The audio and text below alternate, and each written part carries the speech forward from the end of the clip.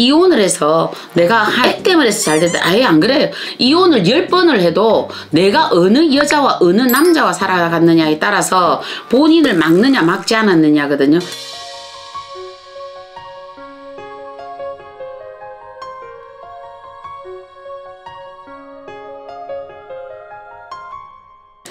네, 작두신당의 정정은입니다. 이혼 후에 서로 이렇게 팔자가 풀리는 경우 남자가 풀릴 때도 있고 여자가 풀릴 때도 있겠죠. 요거는 뭐냐면 궁합이 안 맞았을 때 이렇게 됩니다. 만약에 남자분이 어느 여자분과 내가 결혼을 했는데 이 사람하고 같이 살아가면서 남자분이 너무 많이 이 양반이 안 풀렸다. 근데 이렇게 이혼하고 나서 남자가 풀렸다는 거는 남자의 사주에서 여자가 앞을 막아버리는 경우도 있습니다. 궁합이라는 거는 우리가 집궁이잖아요. 한 집에 같이 살아서 합의를 이룬다라는 거거든요. 그런데 만약에 또 여자가 어느 남자를 만나서 사주팔자가 안 풀렸는데 어느 날 여자가 대승하는 경우도 있습니다. 이것도 마찬가지로 남자가 여자 사주를 덮어버리는 경우가 들어오거든요. 우리가 목화토금수 오행으로 봐서 서로 상생이고 상극이 있습니다. 그런데 이렇게 극으로 만났을 때 요 작용을 하는 거거든요. 그러면 남자는 자기 혼자서 부모 밑에 같이 이렇게 있으면서 그래도 자기 사주가 그래도 괜찮아서 흘러왔어. 근데 이 사람이 결혼을 했는데 이 사람이 어떻게 돼서 여인의 복이 없었어.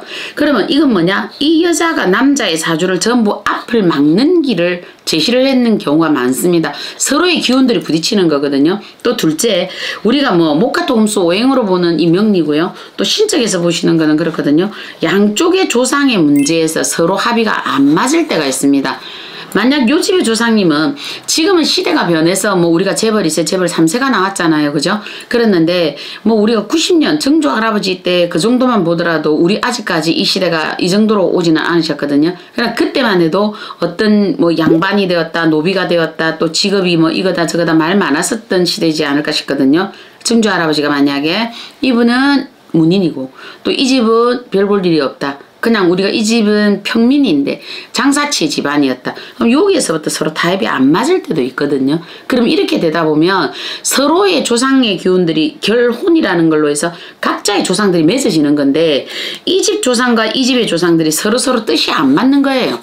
뜻이 안 맞다 보니까 맨날 싸워지는 거거든. 조상이 먼저 위에서 싸우니까 어떻게 돼요? 밑에서 이게 부부가 늘 다툼이 생기는 거예요. 이렇게 되면 자손을 점지받을 때도 어떻게 되느냐 하면 좋은 자손의 점지가 아니라 자손도 문제가 되어서 들어오더라고요. 이게 그래서 항상 그냥 결혼을 할 때는 저는 그래 보거든요. 본인들이 큰 욕심 안 내고 살아갈 바가 아니거든. 궁합이라는 걸 한 번쯤 접해보세요 라고 얘기를 하는 거고요. 또 본인의 조상과 요 집의 조상과 서로 성향이 맞을까라고 생각해 봐야 되거든요. 요즘 며느님들이 얼마 전에 손님 왔는데 그 얘기를 하더라고요. 아유 선생님 며느리를 보려고 하는데 며느리가 오더니 며느리 될 사람이 하는 말이 몇 번을 봤는데 저는 조상 제사 안 모실 겁니다 라고 딱 대어놓고 얘기를 하고 아들은 내 사람이니까 엄마가 그건 관여하지 마세요 라는 얘기를 하더라. 과연 이걸 보면서 자식 키우는 참 엄마의 마음이 답답하겠다라는 생각을 했거든요. 여기에 처음부터 자 이렇게 되면 조상의 투각이 들어오는 거죠. 그죠? 근데 만약에 죽었어. 시어머니가 돌아가셨어. 그렇게 될 때 과연 이 집안을 위해서 이 시어머니가 죽은 혼백이라 하더라도 도와주고 싶을까? 그래 지 알아서 한다던데 제사도 안 지내준다던데 이렇게 될 수 있잖아요. 그래서 결혼이라는 거는 이혼 후에 서로 풀리는 거는 뭐냐? 남자는 사주가 괜찮은데 여자가 안 좋으면 요 경우 남자가 이렇습니다. 이혼하고 나서 남자가 사업에 성공한다. 이혼하고 나서 남자가 우연찮게 어떤 사람을 만나서 누가 사업을 제시하는데 사업이 승승장구되더라. 또 여자분 같은 경우 내가 했는데 이 남자와 이혼하고 나서 여자가 승승장구하는 경우 있습니다. 그게 지금 우리가 조인 롤링이죠. 이 사람이 굉장히 힘드셨죠. 그랬는데 이 양반이 영국 여왕보다 재산이 많다 그 얘기를 하셨잖아요. 이 양반도 이혼하고 나서 사주가 풀린 경우. 자 이거는 이 남자와 내가 외국이니까 비교한다면 서로 기운이 안 맞았던 거예요.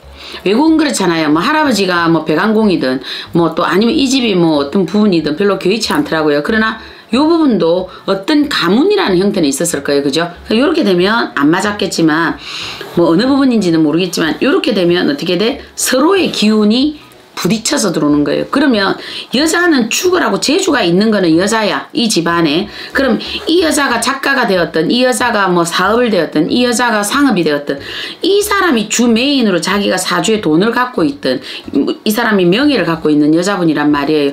뭐 요즘은 여자분 장관도 있잖아요. 그죠? 여자 대통령도 나온 시대인데.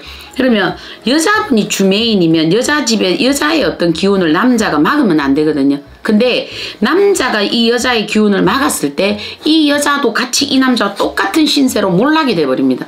그래서 간혹 이혼을 하고 나서 여자가 딱 올라갔다. 예, 요거는 이 여자의 기운이 남자의 기운보다 강했고 남자는 이 여자를 만나서 그나마 살았다. 그렇기 때문에 이혼하고 잘 되는 경우가 이런 경우입니다. 그러니까 진작 이혼하지 이런 얘기를 하시듯이 이런 부분으로 볼 때는 본인들이 한 번쯤 생각을 해보세요. 아, 과연 내가 이혼을 해서 내가 액땜을 해서 잘 됐다. 아예 안 그래요. 이혼을 10번을 해도 내가 어느 여자와 어느 남자와 살아갔느냐에 따라서 본인을 막느냐 막지 않았느냐거든요. 그러니까 어줍지 않게 살 바에는 전 혼자 살아라는 주의고요. 또 본인들이 어느 여자 이렇게 이혼해서 잘 됐을 때는 본인 생각하셔야 돼요. 아, 그 여자가 나를 막았구나. 그 남자가 나를 막았구나. 사는 거는 저는 그래요. 사는 거는 본인들 알아서 하세요. 그건 본인들이 알아서 하셔야 되는 거지. 뭐 조상에서 살아라 말을 하겠어요. 말도 들을 것도 아닌데. 그러나 명심하셔야 될 거는 내가 어느 날 이혼해서 잘 됐다. 저 여자 원망하지 말고 저 남자 원망하지 말으시고요.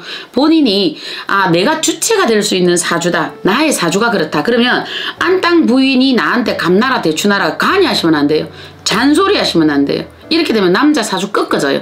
여자 사주도 꺾어져요. 이렇게 되었을 때 본인들 서로가 융화가 돼서 살아가는 경우들이 있거든요. 근데 이혼 후에 잘 풀리는 사주는 아, 나는 최악의 남자를 만났고 최악의 여자를 만났군. 그래서 내가 혼자 있으니까 어떻게 돼요? 라면 하나를 끓여 먹어도 내가 날개 닿듯이 편안하고 좋다. 내가 그냥 혼자 누워 있어도 외롭다가 아니라 뿌듯하니 좋다. 예, 이 사람은 지금부터 사주가 풀리기 시작한다. 열어보시면 될 것 같은데요. 네, 작두신당의 정정은이었습니다.